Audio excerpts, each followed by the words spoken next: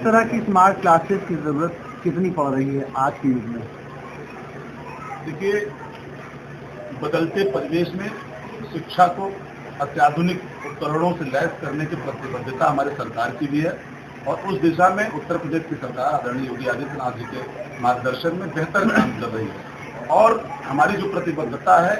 कि 5 वर्ष से 14 वर्ष तक के बच्चों को निःशुल्क और अनिवार्य शिक्षा दी जाए, उस दिशा में भी सरकार अच्छा काम कर रही है। और आज के इस अवसर पर गौरा प्राथमिक विद्यालय पर मैं सबसे पहले ग्रुप कैप्टन और हम लोगों के अभिभावक के रूप में आदरणीय धर्मेंद्र प्रताप सिंह जी, जो एजीएम है पूर्व सैनिक कल्याण निगम के, उन्होंने इस विद्यालय में अपनी तरफ से कल्याण निगम की तरफ से एक स्मार्ट क्लास की व्यवस्था इस विद्यालय में कराई और पूरे उपकरणों से सुसज्जित करके। तो मैं आग्रह भी करूंगा जनपद के ऐसे सभी जो एनजीओज हैं और हमारे जो सामाजिक कार्यों में जिनकी रुचि रहती है, सार्वजनिक जीवन में जिनकी रुचि है, ऐसे लोग आगे बढ़कर हमारे बेसिक शिक्षा परिषद के विद्यालयों को अपना योगदान देते और सभी विद्यालयों को हमारा प्रयास होगा कि स्मार्ट क्लासेस सुसज्जित किया जाए। आज एआई का ज़माना चल रहा है, आप जनप्रतिनिधि हैं, सत्ता में भी हैं अगर कहा जाए, क्या पाठ्यक्रम में भी ऐसी चीज़ें लाएंगे क्या कि बच्चे इससे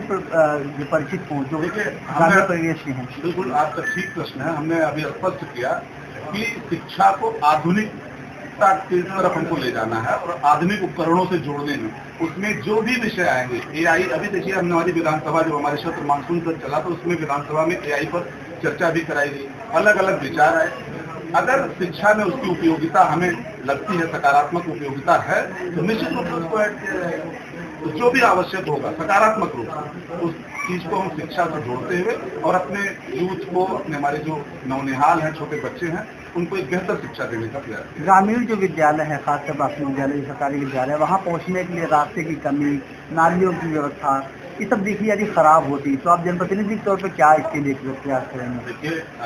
मैं आपको आश्वस्त करूं कि आज के दिन में प्राथमिक विद्यालय जो भी कहीं पर बने हैं, मुझे नहीं लगता अगर ऐसा आपके संज्ञान में कहीं पर है कि सड़क नहीं है तो उसको तत्काल प्रभाव से, इस जनपद की मैं बात कर रहा हूँ, जनपद जौनपुर की, जहाँ भी प्राथमिक विद्यालय है वहाँ तक पहुँचने के लिए सड़क निश्चित बनी हुई है। अगर कहीं ऐसा है आपके संज्ञान में है तो उसको अगर आप अवगत कराएंगे तो तत्काल प्रभाव से इसको जिला प्रशासन से मिलकर बात करके, मैं स्वयं भी उसमें प्रयास करके तत्काल उसको पूरा करेंगे। और हम लोग ये भी देख रहे हैं, अभी पूर्व में विद्युतीकरण का विषय था, जिन प्राथमिक विद्यालयों में अभी विद्युतीकरण नहीं हो पाए उसमें मैंने व्यक्तिगत रूप से अपने निधि से भी पैसा दिया बहुत सारे विद्यालयों में और जनप्रतिनिधियों ने दिया, तो हम प्रयास करके उसको विद्युतीकरण से भी आच्छादित करने का प्रयास कर रहे हैं। और ऐसी कोई मूलभूत समस्या जिन प्राथमिक विद्यालय में बेसिक शिक्षा परिषद में वो संज्ञान में लाई जाएगी और हम लोग अपने बीएसए को भी इस बात के निर्देशित करेंगे, जिलाधिकारी को भी इस बात के लिए कहेंगे कि अगर ऐसी बेसिक नीड्स कहीं पर हैं तो उसको हम लोग चिन्हित करें और तत्काल उसका निराकरण। नौहरा विद्यालय के क्या कर रहे हैं आप?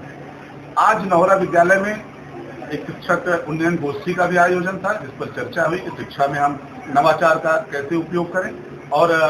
धर्मेंद्र सिंह जी जो थे उन्होंने इस विद्यालय को, उसका लोकार्पण भी किया गया, उद्घाटन किया गया, जो स्मार्ट क्लास थी। और आज मैंने इस विद्यालय को वहाँ के अध्यापिकाओं और प्राथमिक प्रधान अध्यापिका आदरणीय निशा सिंह जी,